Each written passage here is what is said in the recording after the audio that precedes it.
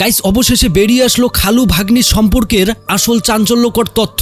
ভাগ্নিকে যেভাবে পালিয়ে নিয়ে গিয়ে খালু শারীরিক সম্পর্ক করেছে, এইটার ফলে শেষ পর্যন্ত খালুর নাকি ফাঁসির ঘোষণা দিল আদালত। নিজের আপন ভাগ্নি হয়ে কিভাবে খালুর সাথে এই রকম সম্পর্ক করে তা এইবার নিজের মুখে সমস্ত সত্য বলে দিল ভাগ্নি জাহিদা। আবার অন্যদিকে সেই খালু মানে রেজাউল করিম সে তার অপরাধের জন্য নিজেই ফাঁসি চাইল। তো দর্শক পুরো ভিডিওটা দেখতে থাকুন, আসল সত্যিটা জানতে পারবেন। আর হ্যাঁ, মূল ভিডিওতে যাওয়ার আগে সবার কাছে রিকোয়েস্ট থাকলো ভিডিওতে লাইক দেওয়ার জন্য।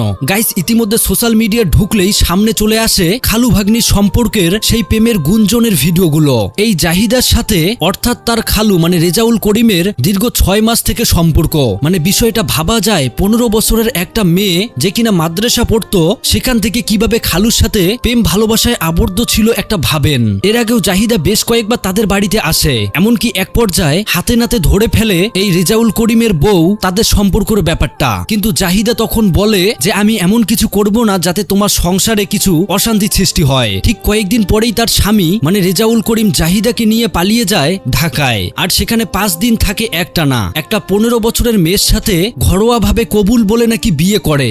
যখন নাকি ওদের এরকম দেখে সন্দেহ হয়েছে, আমার বোনেরও বলছি, বোন জামারেও বলছি, বলার পরে বোনজিরও বলছি, বোনজি আমার আম্মু বলে আর এর বলে আব্বু। তো এই বোনজি বলছে যে আন্টি আম্মু আমি তোমার এরকম কোনোদিন করবো না যে তোমার সংসার নষ্ট হবো, আমি তোমার আঙ্কেলের সাথে আমার কোনো সম্পর্ক নাই।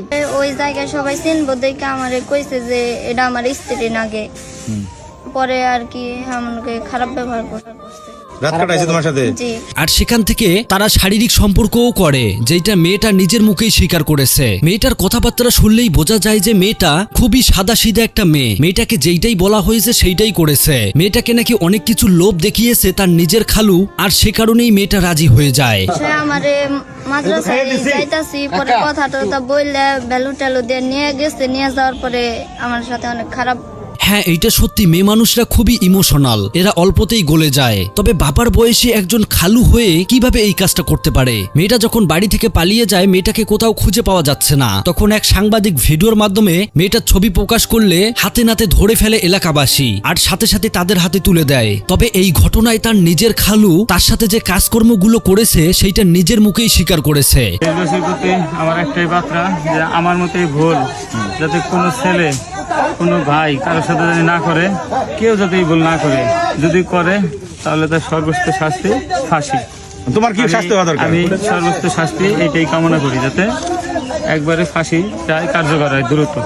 তোমার জি, তুমি যে কোর্টে যাও স্বীকার করবা, যেটা করছো কোর্টে যে আমি স্বীকার করবো, আমি সবকিছু করবো। আমি অন্যায় করছি, আমি স্বীকার করবো। এত বড় একটা খারাপ কাজ করার পর সে বুঝতে পেরেছে যে তার ভুল হয়েছে। মানে এইরকম মানুষের মন মানসিকতা কোথায়? মানে আমাদের ছেলে মেয়ে কোথাও সুরক্ষিত না, নিজের বাবার কাছেও না। বাবার মতো যেই খালু, যাকে মেয়েটা বাবা বলে পর্যন্ত ডেকেছে, তার সাথে যেই নোংরা কাজকর্ম করেছে, এইটার জন্য এলাকাবাসী তাকে গণধোলাইও করেছে। তবে পুলিশের জন্য হয়তো জনগণের হাত থেকে বেঁচে গেছে, না হলে না ফেরার দেশে এতক্ষণে চলে যেত। আর এইরকম লোককে না ফেরার দেশে পাঠানোই উচিত। ঘরে এত সুন্দর স্ত্রী রেখে 15 বছরের মেয়ের বয়সী মেয়ের সাথে যেইটা করেছে, এইটার জন্য এলাকাবাসী তার সর্বোচ্চ শাস্তি চাচ্ছে। এমনকি অন্যদিকে তো যেই ফুলের মতো মেয়েটার সাথে এমন অত্যাচার করেছে, তার মা বাবা প্রকাশ্যে তার সর্বোচ্চ শাস্তি চেয়েছে, মানে ফাঁসি চেয়েছে। মানে তার মা বাবার মুখের দিকে তাকালেই যেন মায়া লাগে। মেয়েকে এত কষ্ট করে বড় করেছে, কিন্তু মেয়ে এখনো সঠিক ভুল বোঝে না। কিন্তু দেখুন, অথচ নিজের ঘরের লোকে তার কি সর্বনাশটা করে দিল।